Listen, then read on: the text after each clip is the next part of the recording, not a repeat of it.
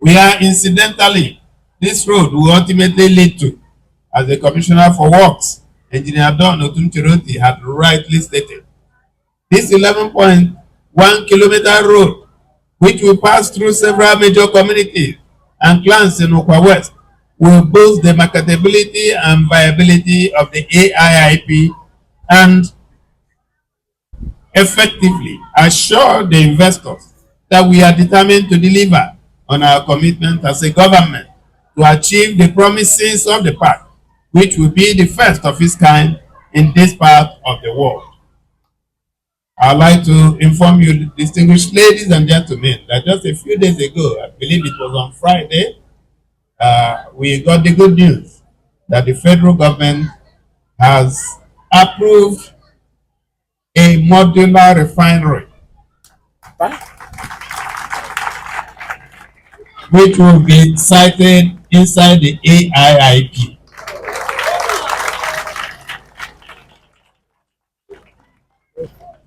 That modular refinery is being built, land has already been allocated, it's being built by HIS Refining and Petrochemicals Company Limited.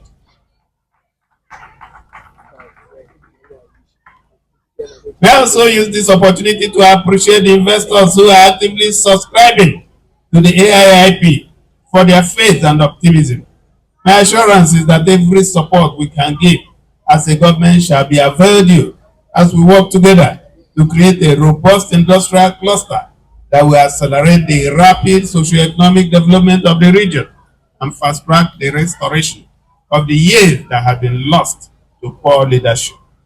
Significant changes will happen in the socio-economic landscape of this area before the end of the year, when this road will expectedly be completed.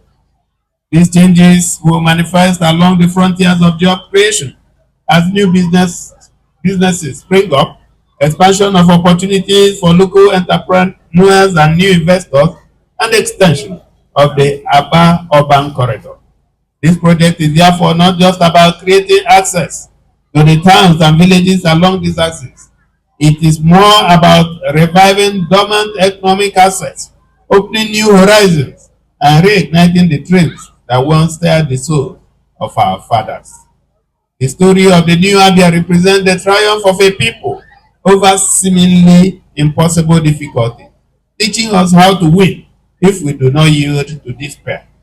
Ukwa shall no longer be a forgotten place. Your land will yield forth its best fruits, and your barns shall never be empty again. You will enjoy the riches of the environment, and the oil in your land shall bring you boundless prosperity. Those who dare will win, and the produce from your land shall travel through seas to where they earn the best rewards. Restoring the glory of Ukwa land is a responsibility we must collectively rise to shoulder as community stakeholders and leaders. The timely completion of this project will be impossible if we do not give the required support to the contractor and his team. We may suffer occasional traffic and environmental inconveniences as the bulldozers and other earth-moving equipment begin to do their work, but those intermittent disturbances will be foundation for the smooth access road we shall begin to enjoy in a short time.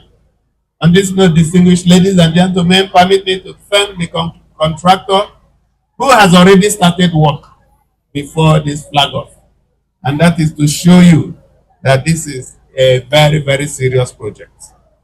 This project will be supervised by the State Ministry of Works, heavily led by the Honorable Commissioner.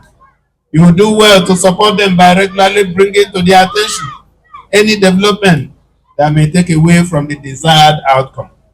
This is your project, and your input will never be undervalued.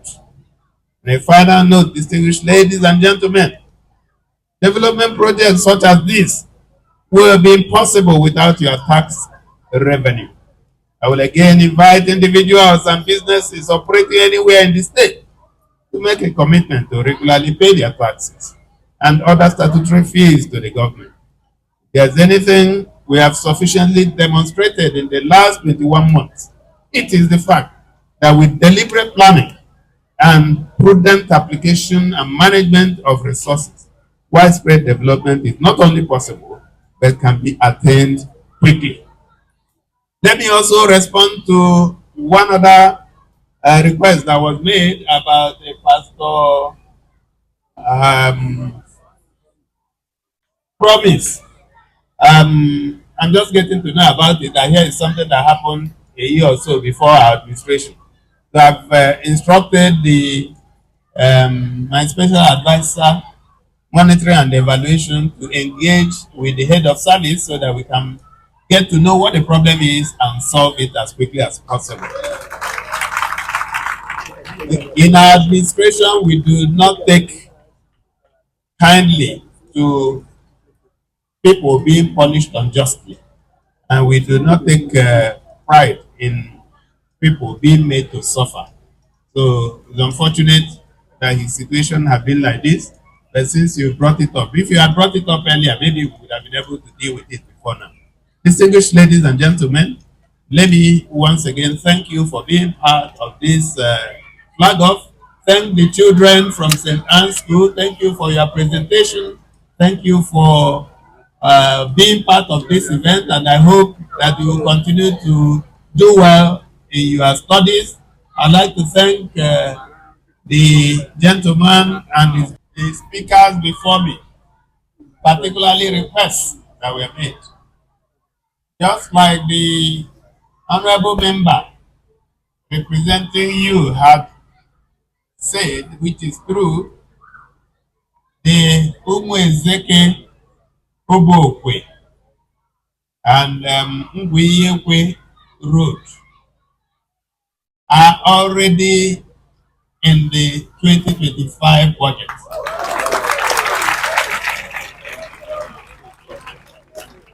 So those roads will be flagged off any moment from now.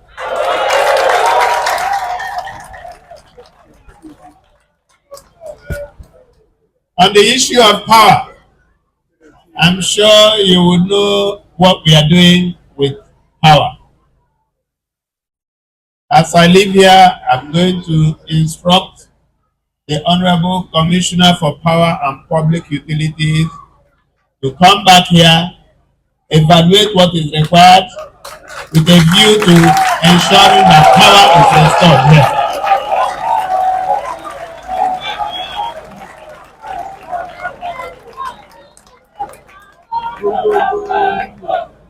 I have no doubt that before the end of the month, you will have power here.